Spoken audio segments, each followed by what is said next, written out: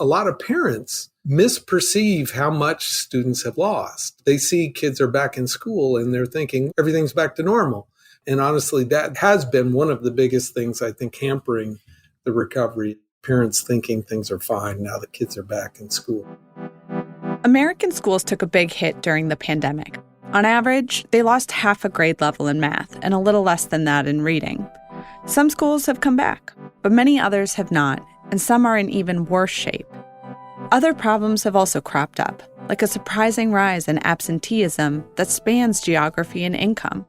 So, what happens now?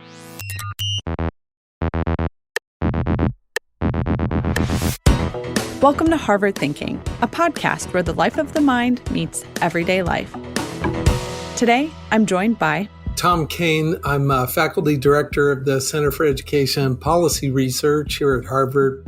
He works with school districts and state agencies to help them evaluate programs and policies. Since the pandemic, a lot of his research is focused on gains and losses in education. Then, Heather Hill. I am at Harvard GSE. My research focuses on mathematics teaching. I spend a lot of time in classrooms, which is one of my favorite things to do. She also co-directs the Teacher Education Program at GSE, Harvard's Graduate School of Education, and helps prepare teachers for the classroom. And finally, Stephanie Conklin. I'm a math teacher at Colony Central High School. She's also a New York State master teacher and a graduate of GSE. She serves on the faculty at the University of Albany. And I'm Samantha Liney-Perfas, your host and a writer for the Harvard Gazette. In this episode, we'll explore what's happening in our schools as they try to regain pandemic learning losses. It's not a surprise that education took a big hit during the pandemic, but I think there's been some surprise regarding its lingering effects. I'd love to start the conversation with where things stand now. Maybe, Tom, you can start by talking a little bit about your research in this area. Sure. Sam, as you said, it was not surprising that students lost ground during the pandemic, but I think many were surprised by just the magnitudes of the losses, especially in many high-poverty school districts in the U.S. Remember, March of 2021, when the American Rescue Plan passed, people were sort of hoping that online learning was maybe 80% as good as in-person learning. And we learned subsequently that many districts lost much more than 20% of their typical learning during that school year. Now, as a country, we lost about half of a grade level in math, and we made up about a third of that. We lost about a quarter of a grade level in reading, and we made up about 1/4 of that. So we still have a ways to go. And that is on average. There are many districts that are much farther behind than that, like more than a grade level behind. Yeah, and I actually wanted to ask you about how the average somewhat hides the greater gaps that are at play, because when I was looking at some of your research, I was seeing that some school districts are pretty much back to where they were, if not doing even better than before the pandemic. But other areas are significantly worse than pre-pandemic. What's happening there, and what districts seem to be recovering in a way that we would hope, and which districts are being left behind? There was a lot of variation in the magnitude of losses, but two factors did play a role. One was high poverty schools in every state were more likely to stay closed for longer. For instance, in Florida, the average school went back sooner than the average school in Massachusetts, but still, even in Florida, the higher poverty districts stayed closed for longer, and that was true in most other states. The second reason is that when schools closed, the losses were larger for higher poverty schools. Interestingly, in the places where schools did not close for long, like practically every school was closed in the spring of 2020, but among those places that came back quickly in the fall of 2020, there wasn't as much increase in inequality. High poverty and low poverty schools lost about the same amount of ground. It was in the places where schools were closed for half of the 2021 year or more. That's where we really saw big differences in the magnitude of the losses. unfortunately, an untold story is that the higher poverty districts in Massachusetts did the opposite of catching up between 22 and 23. They lost more ground. So Lynn, Massachusetts, is now basically 2 grade levels behind where they themselves were in 2019. Those gaps that existed before the pandemic are bigger now. And all of the recovery in Massachusetts has been limited to the higher income districts like Newton, Wellesley, Lexington. The higher poverty districts like Lynn, Fall River fell further behind between 22 and 23. I think one of the issues about being home for a full year, which is what a lot of kids were in some cases in some of these urban districts, is that they forgot how to student. If you think about student as a verb, studenting means paying attention, being engaged with your peers, being engaged with your teacher. And so when teachers came back, they said, wow, these kids have forgotten how to be students. And one of the things we saw pretty immediately was a rise in behavior issues on the part of kids. I would say, from what I can tell, and I'd be curious what Stephanie thinks about this, I think those are worked out. But what teachers are also saying at this point is that the student engagement is not back yet.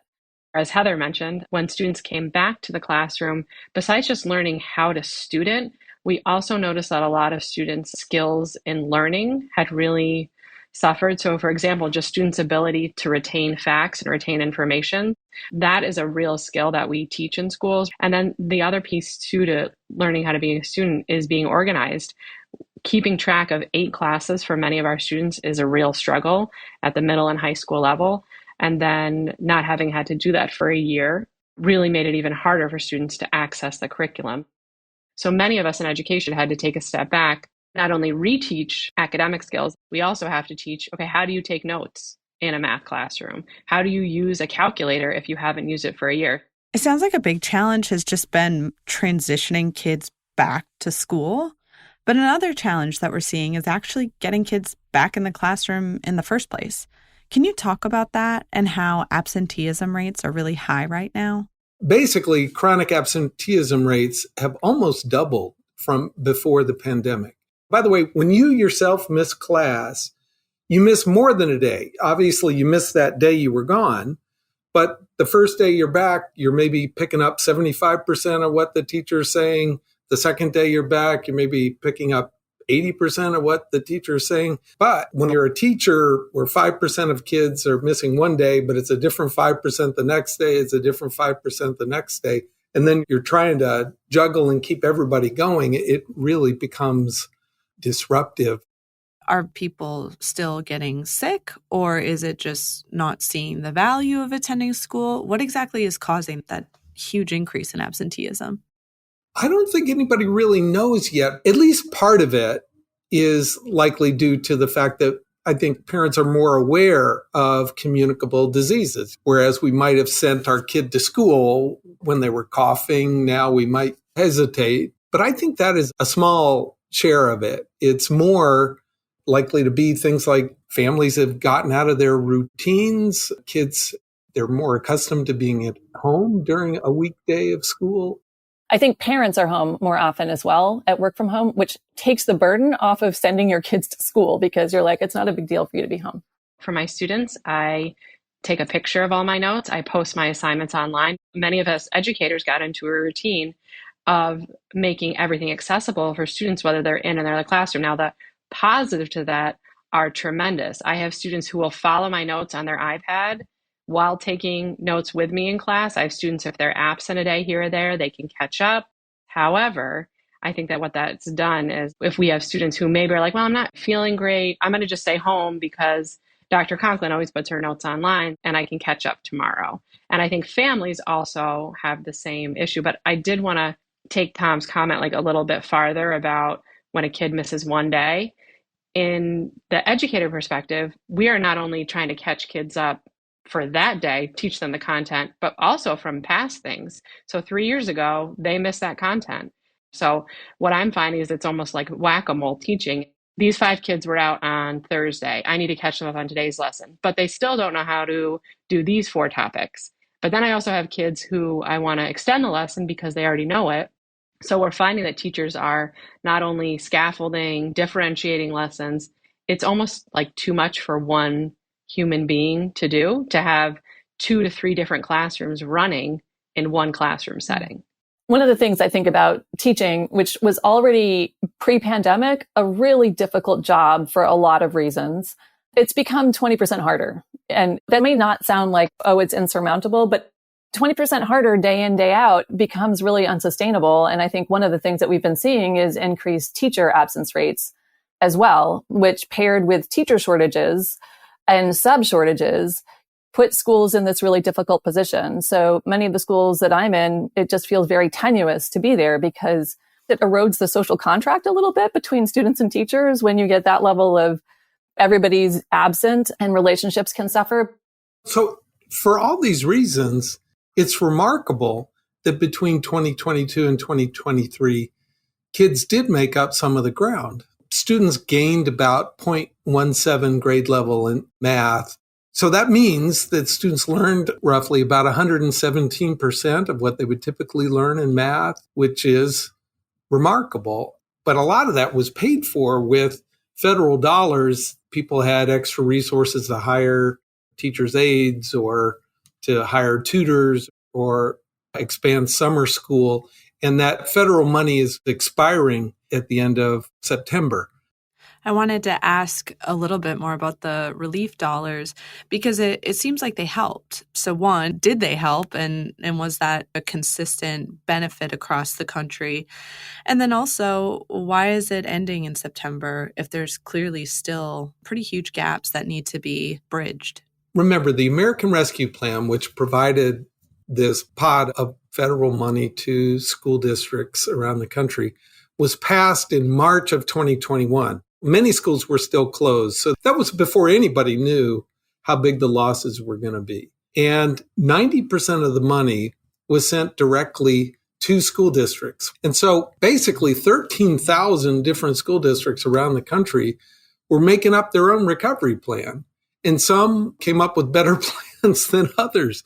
And unfortunately, the federal guidance on this was downright misleading because the federal law only required them to spend 20% on academic recovery. But a lot of districts like Lynn or Fall River that lost more than a grade level, there was no way they were going to be able to recover spending 20% of those federal dollars on academic recovery. There was simply no way. Imagine if at the beginning of the pandemic, the federal government said, we're not even going to try to come up with a vaccine. We're going to send all the money out to local public health authorities and say, you come up with your own solution. And that's exactly what we did in education is we put out $190 billion, 90% of it directly to school districts, and then had them all figure out their own plans. And some have made progress and some haven't. I know on the ground in my district, we're spending a lot of money focusing on more teachers in classrooms. I teach an at-risk population. I'm math certified, but also special ed certified, and I have a co-teacher. So there are 2 adults in my classroom at all times to support our special ed students, all of our learners who are struggling. And so, at least in my district, I think we've been able to spend the money wisely, and we've been able to justify keeping those positions by changing how we're funding other things. Now, when we talk about Lynn and other school districts in Massachusetts, they were probably underfunded to begin with. And so now they're having to go back and figure out where can we put this money? If it's towards staffing, it's towards students' needs in our high poverty schools, how are we then going to justify keeping extra staff, which we know works? I'm in New York, and high schools that I'm in touch with are special ed students who are consistently attending school because they have supports. They're being really successful and they are catching up. This is one place where I feel like both the federal government and states really dropped the ball during the pandemic. We had an opportunity to learn more about the efficacy of different strategies. The problem was we blew the opportunity to learn which of those strategies were most effective. So like in Stephanie's school district, choosing to have a couple of teachers in a given classroom, that's one strategy. Other districts did things like they said, we're going to hire math coaches. And other places said, oh, we're going to really try to expand summer learning, or we're going to hire tutors. And even if each of those has some positive effect, I don't think we have a good sense now, a better sense than we did before the pandemic, of what is the bang for the buck for these different strategies. School districts weren't tracking which kids got what. So we didn't learn nearly as much as we could have and should have learned over the last 2 or 3 years. Stephanie, you mentioned that, at least in your school district, just staffing up was a really wise investment of resources. How do you do that when there's so much teacher turnover and burnout right now? Heather, I think you actually mentioned that earlier in the conversation, that teachers are exhausted. It is a really hard job. It was hard before, and now it's even harder. So I just want to create some space to talk about that a little bit, because teachers are such a vital part of the solution, and yet they're struggling as well. It's a great question. I have so many thoughts. So I guess I would say I am on staff at University of Albany teaching folks how to become teachers. And I know in the past 3 years pre-COVID, we had about 50 students in our teacher ed program. And now I think I have 24 this semester. So we're certainly seeing a huge hit. I think what teachers are being asked to do is tremendously different than what I was asked to do during my teacher training 15 years ago. We're asked to be counselors, social workers, teach math, teach writing, and teach students how to be students. And I know that our program at University of Albany, we're always seeking to change it, amend it, but a lot of the state requirements for teachers are not aligned. 2 6-week student teaching opportunities, I don't feel is enough. That's the state requirements right now in order to really prepare someone for a lifelong career in education. We really should be looking at programs where student teachers are placed for an entire school year in a district or in a placement and working with a mentor teacher on how to deal with this. Okay, when you have a student in crisis, how do you deal with it? How do you deal with it the day after spring break when no student wants to do any work, which can be very stressful when you have 30 kids in front of you and everyone still wants to be on spring break, yourself included. So all these nuances of teaching really need to be taught and modeled for new teachers. And I think the current system and the current programs that we're offering may not necessarily yield themselves to creating teachers who have that resiliency, that ability to sort of push through this much more challenging time. Okay, so number one, just pay teachers more. Like if the job is 20% harder in any other profession, we'd be like, and you pay people more. Instead, what we see is many states saying, oh, we can't find teachers at the wage that we're willing to pay. Let's let people into classrooms who have no training. There is some weird way in which the public governance of teaching as a profession has stood in the way of actually paying teachers the money that is needed to do the job that they have. The next thing would be to take a look at teachers' overall working conditions. There is an enormous amount of stuff that we're asking teachers to do on top of just teaching students. And looking at that level of workload and paring back what is not necessary would be like step 2 for me, which is to say, how can we get teachers more time to prepare for and to teach students? End of story. Number 3 is that schools need to be better places for teachers to work. Teachers leave schools that are not well managed, and not all schools are well managed right now for various reasons. And so helping schools get over a shortage of subs, helping principals establish common disciplinary policies across a school, establish common routines in classrooms. So as kids are moving around, they're very familiar with this is how we do things at this school. That can make a big difference to getting teachers to stay in the profession.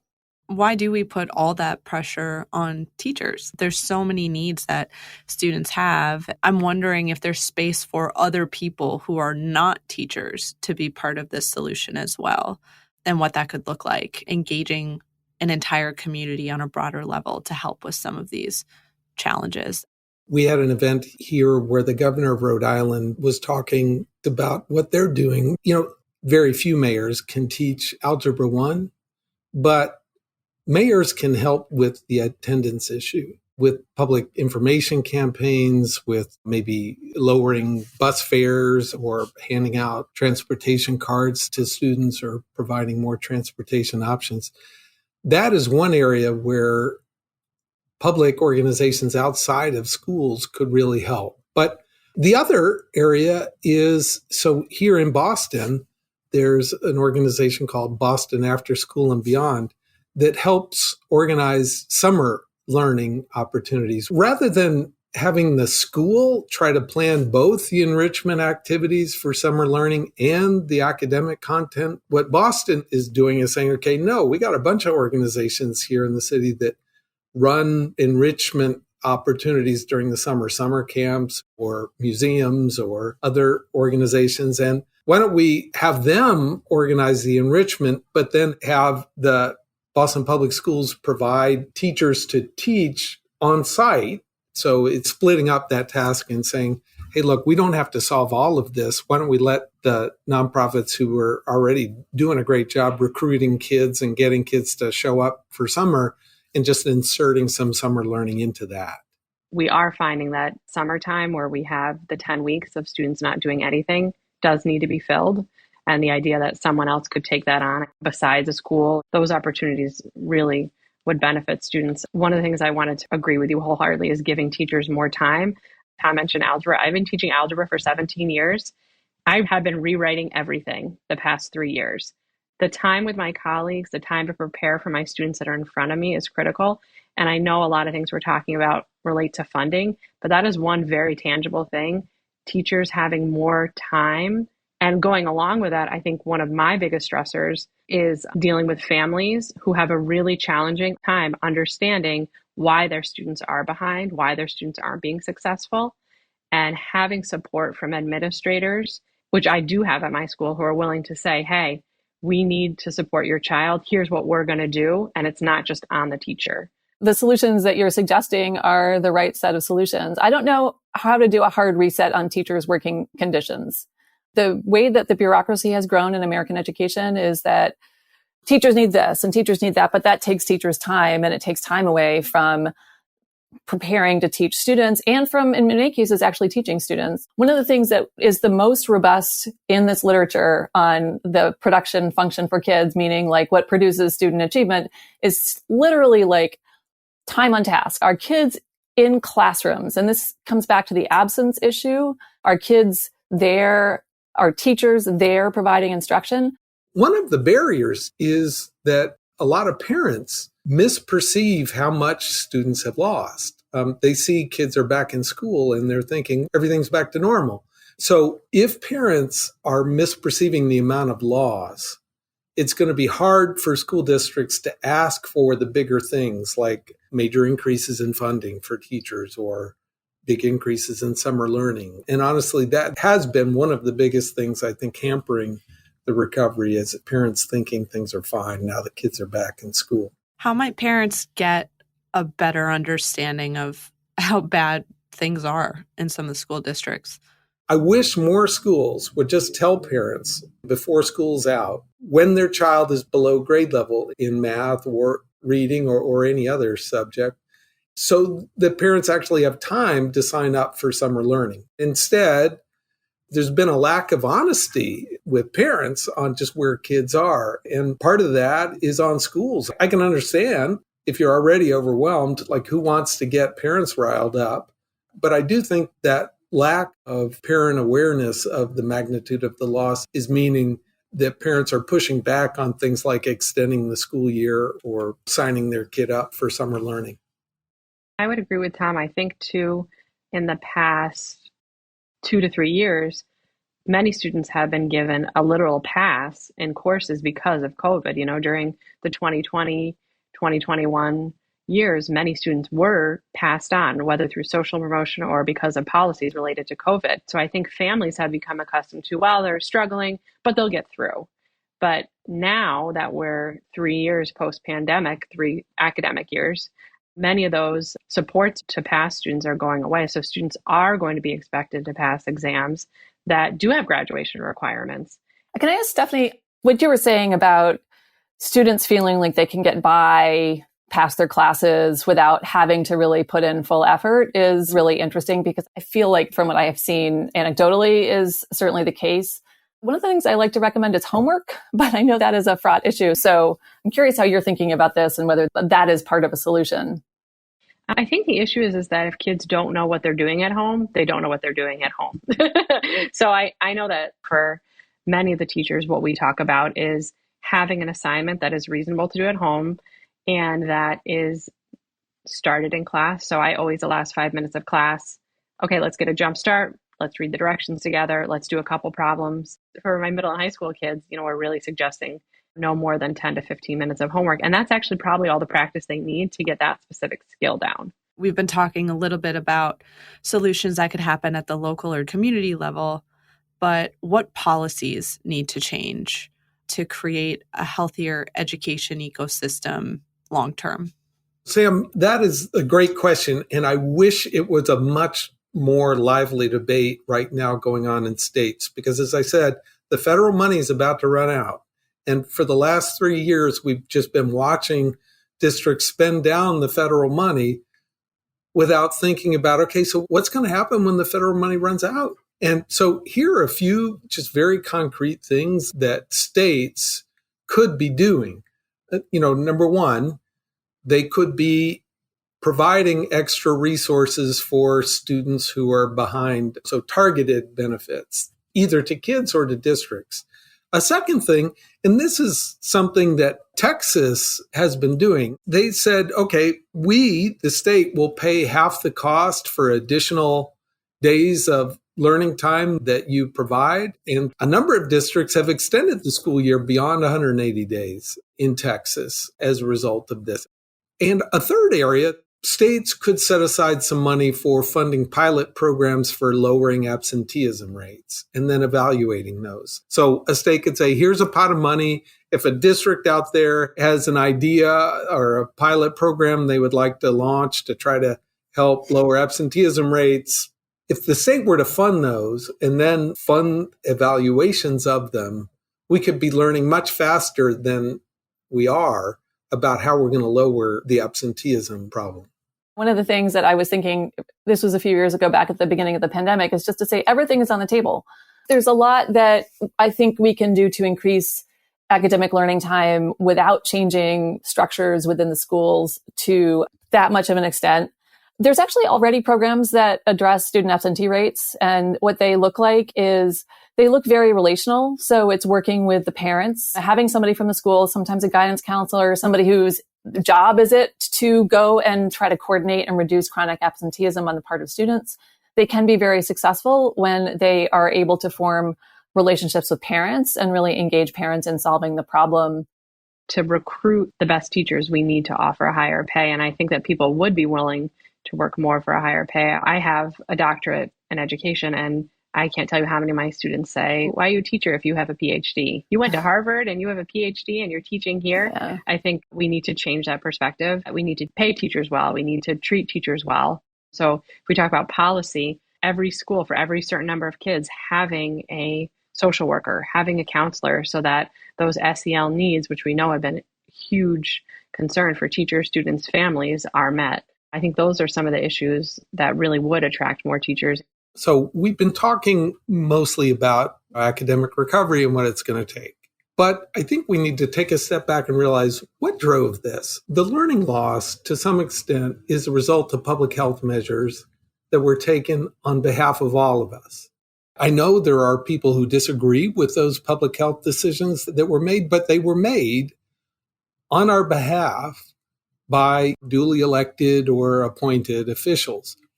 And basically what we're doing now is deciding who's going to pay for that. And right now, in a lot of communities, we've said, okay, kids are going to pay for that we're not going to do what's necessary to help students catch up. And framed that way, I think most people would say, gosh, of course, we need to continue the recovery beyond September. We've got to figure out some way to make sure these losses are made up, because these were losses that were caused by public health measures intended to benefit all of us. And it's on us to make sure kids are made whole. That's what this is all about. Thank you for joining me and for talking about this really important issue. Thanks, Sam, for having me. Thank you for having me. Okay, thanks, Sam. Thanks for listening. For a transcript of this episode and to see all of our other episodes, visit harvard.edu/thinking. This episode was hosted and produced by me, Samantha Liney Perfos. It was edited by Ryan Mulcahy, Paul Mikashima, and Simona Covell. Original music and sound design by Noel Flatt. Produced by Harvard University.